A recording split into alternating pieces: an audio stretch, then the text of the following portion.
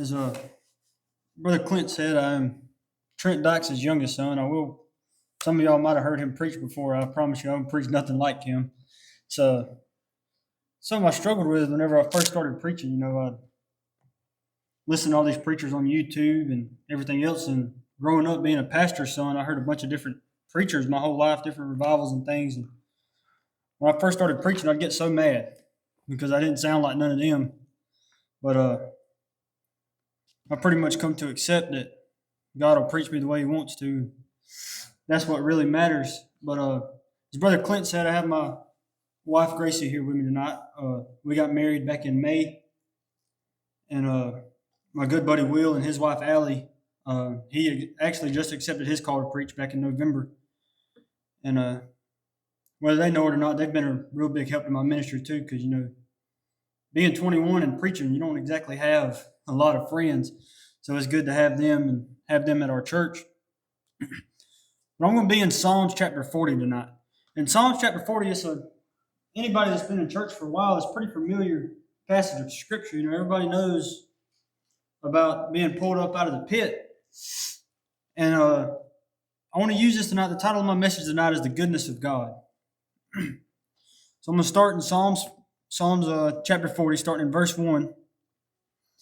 I waited patiently for the Lord, and He inclined unto me and heard my cry. He brought me up also out of an horrible pit, out of the miry clay, and set my feet upon a rock, and established my goings. And He hath put a new song in my mouth, even praise unto our God. Many shall see it and fear, and shall trust in the Lord. Blessed is that man that maketh the Lord his trust, and respecteth not the proud, nor such as turn aside to lies. Many, O Lord my God, are thy wonderful works which thou hast done, and thy thoughts which are to usward, they cannot be reckoned up in order unto thee. If I would declare and speak of them, they are more than can be numbered. Sacrifice and offering thou didst not desire. Mine ears hast thou opened. Burnt offering and sin offering hast thou not required. Then I said, Lo, I come into the volume of the book, it is written of me. I delight to do thy will, O my God. Yea, thy law is within my heart. Let's go to the Lord in prayer tonight. God, I just ask right now, Lord, that you'll just bless the reading of your word, God. And I pray right now that you'll touch me, Lord. As I stand up here, God, a willing vessel, I pray that you'll just fill me with your spirit, God, and hide me behind your cross and just help me to follow you tonight, Lord, and to seek your will throughout this message and just to preach what it is that you would have preached, Lord. And I pray that you touch every heart in here tonight, God, and open these people's hearts so that they might receive your word, Lord. And I pray that each and every one of us would get what it is that you want us to get out of this message, Lord. And just help us to freely worship you tonight, God, not hold back on you. And all these things I ask in your Son, Jesus' name. Amen. But in Psalm chapter 40 here, as I was reading this, the thought popped in my head, what can a pit be? You see, a pit in your life can be a number of different things. It can be financial struggles, depression, anxiety, relationship problems, sin, unconfessed sin. You can insert any problem, anything in your life, whatever it is that you're struggling with whatever it is that's keeping you away from God, whatever it is that's keeping your relationship with God held back, whatever it is that's not fully letting you worship God freely, that's your pit. Whatever it is that keeps you from fully serving God, that's your pit. I want to talk to you tonight about two different types of pits.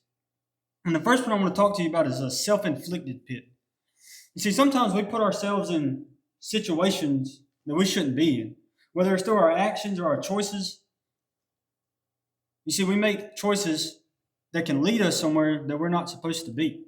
And I hear a lot of people say, the devil made me do it. That's a pretty prominent phrase, a pretty popular phrase. The devil can't make you do anything. All he can do is put the idea out there. All he can do is lay the bait out there. It's up to you whether or not you take it. But I heard an old guy tell a story one time. He had just accepted his call to preach, and he was going to seminary down in New Orleans, Louisiana. Well, he was coming back from seminary. He lived in Mississippi, and as he was coming through New Orleans, it was Mardi Gras time.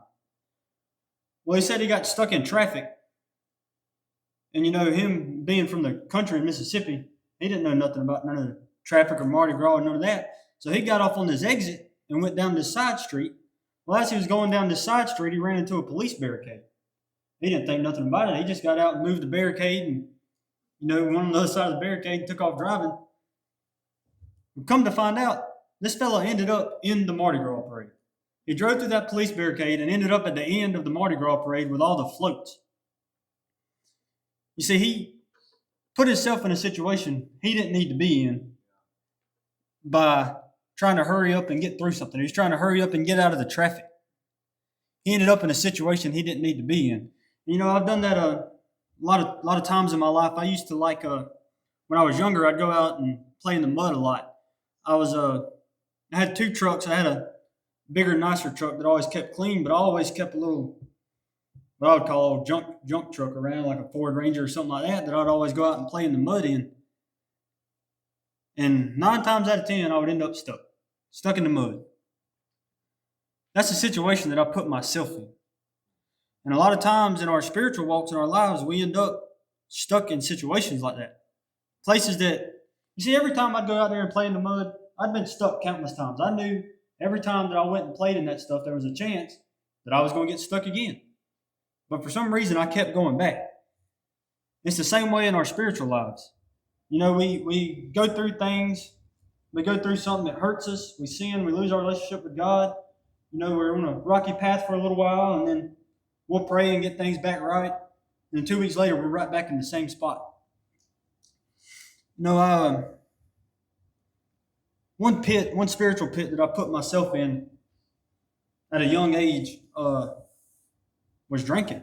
I used to like to drink a lot. That was one of my big things, one of my pits I would consider as drinking. When you drink a lot, it leads to depression. I don't know if you know that or not, but once you start drinking, it always leads to more. It leads to something else. Because it hits a point where the alcohol is not enough anymore. And that's that depression taking over. Because at first it's fun. But then it goes from fun to, this is kind of boring now. What else can I do? What else can I do? And that's you trying to cure that depression. There's a spot in everybody's heart that's designed for God. And it don't matter what you try to fill that spot with. It don't matter if you try to pour alcohol into it, drugs, weed, sex, whatever it is. You're going to have that depression in your heart until you get God where he needs to be at. I was talking earlier about the devil made me do it phrase and talking about that trap. See, this world's full of traps. All you young people in here, the old people probably don't figure this out by now. But this world is full of traps. And it's not going to look like a trap. It's not. I love to hunt. I absolutely love to hunt. So if anybody's got any hunting land, y'all can talk to me. Anyways, I love to hunt. I used to love to trap raccoons a lot. And whenever I first started trapping raccoons, I couldn't ever catch any. I didn't know why. I'd go check my traps and they'd be footprints all around it, but I'd never catch anything. And it's because I was putting all the bait at the back. So the coon was seeing the trap before he saw the bait. So I'd sprinkle a little bit out front. And I'd make a little trail all the way into the trap, all the way to the back. And I started catching coons. That's the same thing the devil does. He puts a little bit out front. You take a little bit, nothing happens. You take a little bit more, nothing happens. You take a little bit more, nothing happens. The next thing you know, you're caught in a trap that you never even saw coming. That's the same way it is out in the world. You might go to a party or something. You see everybody drinking. It's like, man, they're having a good time. So you decide to drink a little bit. You're like, oh, that wasn't too bad, So the next time you decide to go out, drink a little bit more, drink a little bit more. Next thing you know, you're spiraling downhill. I've been there before. I'm telling you, it can happen just that fast.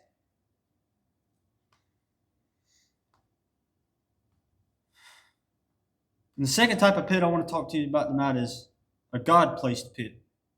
You see, this happens after you've been saved. And I like to think of it as a trial. See, God will put you in these places. It's a trying of faith. 1 Peter 1, 6 and 7 says, wherein ye greatly rejoice, though now for a season, if need be, ye are in heaviness through manifold temptations, that the trial of your faith, being much more precious than gold that perisheth, though it be tried with fire, might be found unto praise and honor and glory at the appearing of Jesus Christ. And just in the short, I've been preaching for, I guess, a year and a half now. But just in that short period of time, I've been through some trials, some trying of my faith. I remember whenever I first started preaching, like I said earlier, man, I didn't have no friends. I was 21. Everybody that I was hanging out with when I was out there running around in the world, uh, they didn't want nothing to do with me hardly because I wasn't no fun no more. I wasn't the one out there drinking and partying and going out to bars and everything with them no more. They didn't want nothing to do with me. None of the younger men at our church had started preaching yet. My buddy Preston Phillips, he's from up in North Carolina. He was preaching at that time, but we were 6, 7 hours apart, so it's not like we could hang out every weekend. Man, I got in a pit about that. I was really depressed about it because I love to hunt. I like to go hunting with my buddies and all, and a lot of the land that I would hunt, I do a lot of hog hunting with thermals and all, and a lot of the land we would hunt was theirs. So I'd be caught in a pit. Like if I'd go hang out with them, I knew it'd probably lead to something that I didn't need to be in. But then again, man, I love to hunt and I love to hang out with them. I've been hanging out with these guys since I was 12, 13 years old. They're my good friends. At least I thought they were. But what I realized whenever I started preaching, they weren't really my friends. They were just hanging out with me to have a good time or whatever. Once the good time stopped, they wasn't there anymore. And there's one or two of them, that will still come and hang out with me and they respect me enough, not to do that stuff around me. But that was a big pit that I was in. And then I got in a spiritual pit where I thought that I could do it on my own. I was preaching for a while and things were going good. And it got to the point where I thought I could do it. I thought I could be in charge. I remember the first time I ever got behind the pulpit and tried to preach what I wanted to preach. It was terrible. It was horrible. It really was. God beat the brakes off of me for that. You see, sometimes God puts you in a position or a pit where your only option is to trust Him. He will put you in a position where you have to trust Him. If you think about a clay pit, a big hole in the ground, I don't know if any of y'all have ever been stuck in any red clay, but it's slippery. You ain't getting out of that on your own. He will put you in a spot where your only option is to look up. When you're stuck in a hole, there's nowhere else to look but up. You have to look up and trust in God. You see, there's no way you're getting out of there on your own. See, God puts you there sometimes just to simply remind you who should be in charge. He puts you there to simply remind you where your faith and trust should be. See, the psalmist says here in verse 1, I waited patiently for the Lord, and He inclined unto me. See, if you're in a pit, if you're stuck in a pit, your only option is to call out to God. That's the only option you have. And see, this is where I told you the title of my message was the goodness of God. This is where the goodness of God comes into play. See, God will hear you when you call on Him. It doesn't matter how far you're going, how far down deep in the pit you are, how bad you think you've been. If you'll just call out to God, He will hear you. Psalms 34:17 says, the righteous cry, and the Lord heareth and delivereth them out of all their troubles. See, I remember when I was out there running around in the world, I'd be off drunk somewhere, playing on dirt roads, whatever. It didn't ever matter what time of night I would call my daddy. It didn't matter where I was at. Any time I would call my dad, whether I was stuck in the mud or I was getting pulled over or whatever. Every time I'd call him, he'd come get me. No questions asked. He would just ask where I was at, and he would come and get me. Now, don't get me wrong, I got in trouble later after he could see me face to face, but it never mattered where I was at. He would always come get me. I remember one time, right after high school, I took a job working on the road and ended up, we left Atlanta. We left out of Atlanta. That's where the shop was. And we went to Dillon, South Carolina. We were supposed to be there for 3 weeks. It was with a electrical company. We would go to big distribution centers like Academy warehouses and Harbor Freight warehouses. And we'd go through there. And basically what we did was swap out light fixtures to the way we sold the companies on it was that they were more energy efficient or whatever. But we would go through there and swap out light fixtures. And I really don't even know why I took that job. I hate being away from home. About 3 days away from home, vacation, whatever, and I'm ready to come back. But I remember one night up there, we had just got off work. And it was like we were working at night, working night shifts. Everywhere we went was at night because that was the slower shifts for the distribution centers. And so it was like 1, 2 o'clock in the morning. We just got off work. Man, I got to missing home bad. It was turkey season. I wasn't getting to turkey hunt. I was stuck way off from home. I didn't have my own truck because we drove company trucks everywhere. And I remember calling my daddy it was 2 o'clock there, so it would have been somewhere around 3 o'clock here. And I called my daddy, and he answered on the first ring. The first ring he answered at 3 o'clock in the morning, and I didn't have to say nothing. As soon as he answered, he said, "You ready to come home?" And I said, "Yep." And I don't know how he knew where I was at because I hadn't told him where I was going. He knew I was in South Carolina somewhere. But I remember him calling me about 8 o'clock the next morning saying, "I'm outside your hotel." And I was so messed up whenever I called him the first time that I didn't even think about giving him the address to where I was at. He just showed, I don't know how he knew where I was at. I guess it's just a father's intuition. I don't know. But he drove all the way to South Carolina to come get me. You see, and it's the same way with God. See, God hears your prayers. And when you call on God, He will answer you. As long as you call on Him genuinely. See, He loves you. See, God hears your prayers. But in order for Him to hear you pray, in order for Him to hear your prayers, you got to actually pray to Him. You see, my daddy could have never known to come and get me all those times if I'd have never called Him. If I'd have never called Him when I was in situations I shouldn't have been, if I'd have never called Him when I was in trouble, He would have never known to come and get me. Now, God's all-knowing. Obviously, He knows everything that's wrong in your life, but He wants to hear it from you. He wants to know what's going on. He desires to have a relationship with you. See, if you want God to help you, you've got to call out to Him. See, not only will God bring you out of the pit, but He will clean you up and get you headed back down the right path.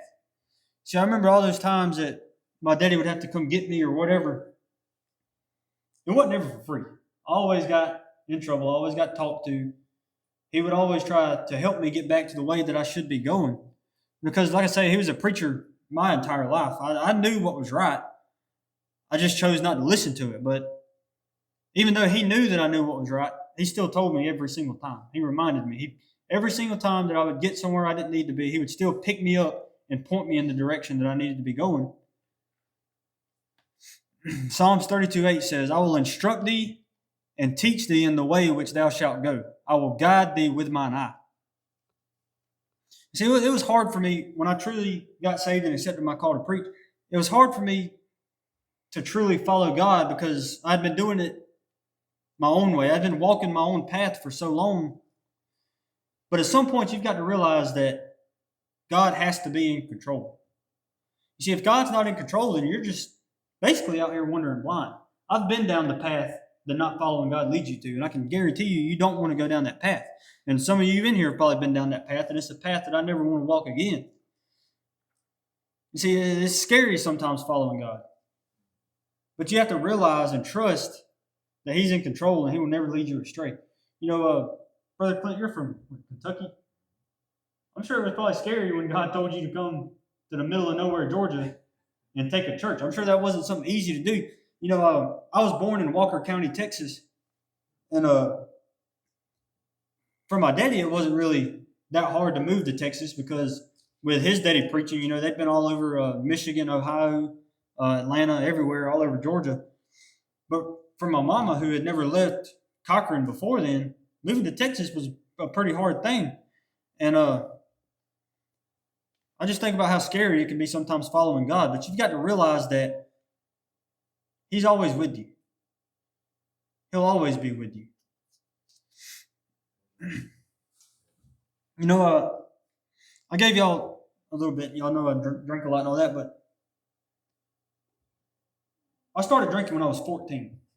I got drunk for the first time when I was 14. My parents went out of town for Labor Day weekend, and Labor Day weekend is opening weekend of dove season here in Georgia.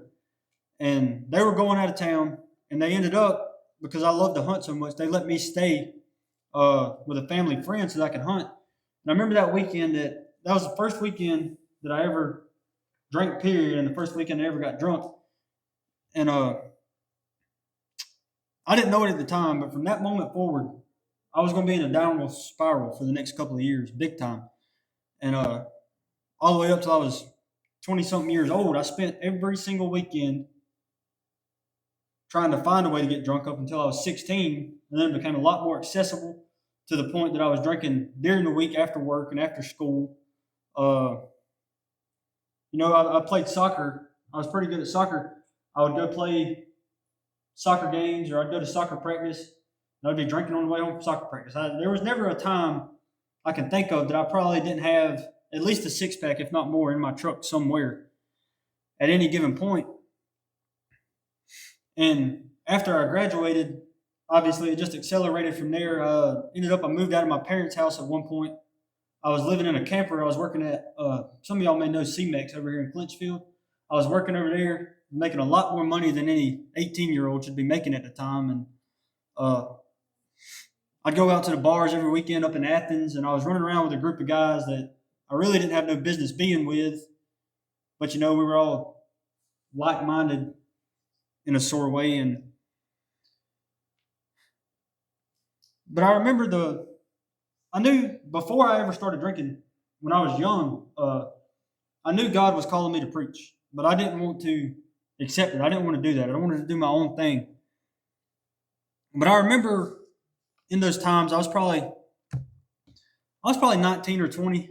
Uh, like I say, I was still wide open. I was hitting it hard. A lot of drugs, a lot of dope. I ran around with a bunch of females. I never got addicted to drugs, but I wasn't scared of them. I was in a dark place, man. I was deep. I was about as far down as you could go, really.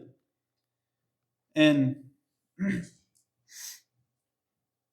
I remember the first time since I was younger. See, God had called me when I was younger, and I pretty much determined that I was not going to preach. But I remember one night I was driving home from somewhere, and the thought just hit me because I was pretty tore up, and the thought just hit me right now. What if you didn't make it home? Because I had a buddy who died whenever he was 16. He died in a drunk driving accident. Him and one of my other buddies that was with him ended up in the ICU. And I was actually supposed to be with them that night, but I'd gotten in trouble and I couldn't get out of the house. It was the only reason I was not there. And the thought hit me that night as I was driving home. What if you died right now? What if you died right now? You would spend an eternity in hell. You'd never see your mom again, your dad. And at this point, both my grandfathers had died. The thought hit me, you'd never see them again. And when that thought hit me, it kind of shook me up for a little while. And what it did, it straightened me out for about 2 weeks. I spent about 2 weeks doing good. I was reading my Bible every day. But then I got a call one night from one of my buddies that was going to Athens, and I was like, man, I can't miss out on that. So here I go again, back down the wrong path. And then, so here I am again, back drinking and all that stuff. And then I met Miss Gracie over here. Now, she wasn't able to fully pull me out of my pit, but she slowed me down just enough that God could get a hold of me. And I do believe that. I do believe that God put her in my life just to slow me down just enough. Because see, even whenever we first started dating, I was still drinking and all that stuff. And we'd go to parties and different things, but it slowed me down just enough to the point where I wasn't out there every single weekend. I wasn't running around every single weekend. And so I ended up, Tom Rock's on, Ricky Gilmore was preaching a revival over at Little Bethel Free Will Baptist Church. And I don't even know why I went to that revival that night. For some reason, Gracie didn't go with me. I don't know why, because we usually, at this point in our relationship, we was going everywhere together. We was already engaged. And like I say, I don't even know why I was in there. I was mad at the world. There's no telling why I was mad. I used to just get mad for no reason. And but I walked in there that night, and he started preaching on stepping out on faith, about taking a step and just trusting that God will guide you and that God will take care of you. And up to this point, I tried to quit drinking on my own before, but I couldn't ever do it. I'd stop for 3 or 4 days and just go right back to it.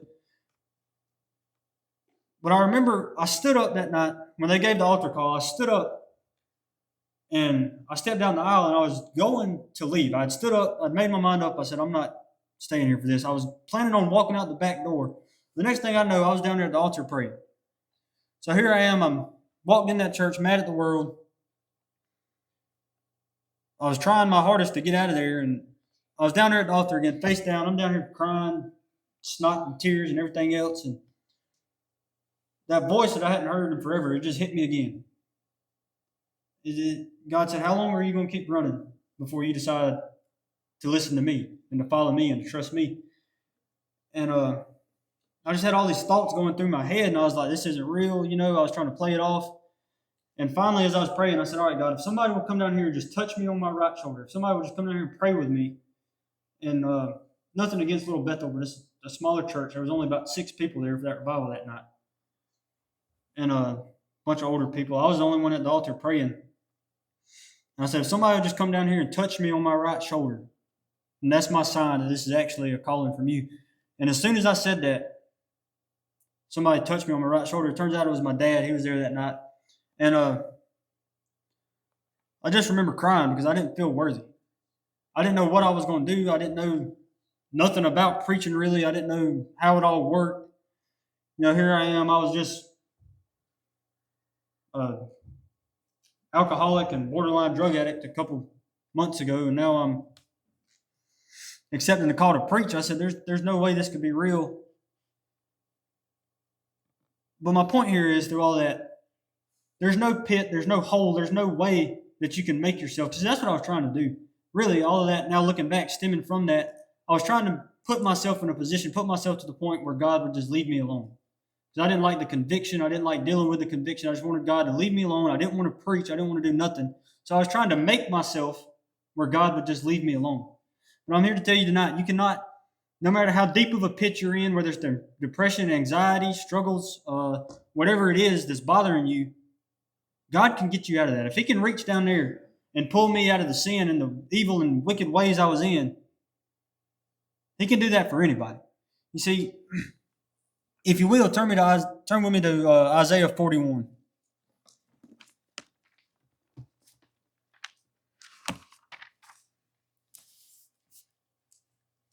Isaiah 41, I'm going to read verse 10, and I'm going to skip down to verse 13.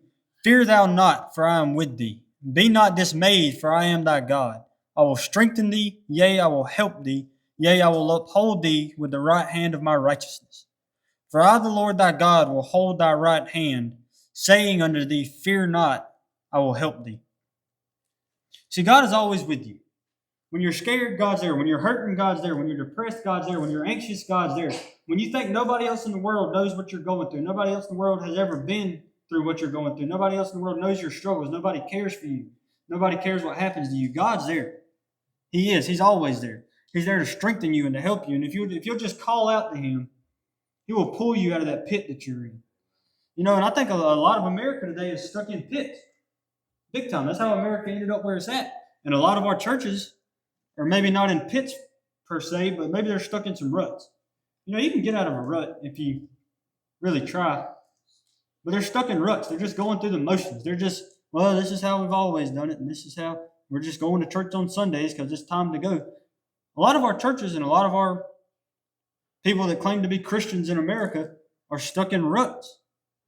And that's how America's ended up in the situations that it's in, because the churches have sat down. The churches have quit. They're just going through the motions. See, the psalmist says in verse 1 of chapter 40 that God heard his cry. Then God helped him. You see, God wants to help us. He wants to take care of us. All we have to do is cry out to Him. He desires a relationship with us. You got to pray to Him. Ask Him for help. Don't be scared to ask God for help. Psalms 34:8 says, "O taste and see that the Lord is good. Blessed is the man that trusteth in Him." See, we've got to learn to trust in God and see just how good He is. I think back a lot about all the years I wasted. Times I wasted. All the people, my buddy that died in that car wreck. If I would have accepted my call to preach, maybe I could have stopped him from being there that night. Maybe I could have witnessed to him and been there that night. All the years and all the people that I've encountered. There's people that will probably, I know for a fact there's people, because some of them have told me, will never darken the door of a church because I'm preaching. They say because of how I used to live and the ways I used to live, there's no possible way that I could be a preacher. I've had people tell me that before. And I'm just here to tell you tonight, there's no possible way I could do it on my own. It's not of me, it's God. It's the only reason I'm standing up here tonight, because to be honest with you, I don't like talking in front of people. I really don't. The only way I'm up here is because of God. It's hard to get somebody that's never been to church or read anything like that to understand that. Because I work at Robins Air Force Base, and I run into a lot of people up there. That's a pretty wicked place. But I run into a lot of people up there that have never been to church, grown men that's never been to church, and I think that's something we take for granted down here. Most everybody you run into has been to church at some point. or has some sort of biblical knowledge, whether it was Sunday school or maybe a grandma reading the Bible to them or whatever. But we live in a world where God is just an afterthought now. And it's hard to get somebody that's never read any of the Bible or never experienced, somebody praying for them or anything like that. It's hard to get them to understand the goodness of God, that God could forgive them of their sins. They think that the way they are is just the way they are and they're stuck in it. And that's just not the case. And I'm here to tell you tonight, if you're stuck in a pit, whatever it is, whatever pit the devil's got you in, whatever he's trying to tell you, see, right now the devil's trying to convince you that there's no way out of whatever the situation you're in. There's no way out. You're just stuck there. There's a way out, but you've got to be willing. You've got to be willing to call to God and get the way out. Because like we just read, he heard his cries, and he pulled him out of the pit, and he cleaned him up. You don't have to be stuck where you're at. There's a better life than living in sin.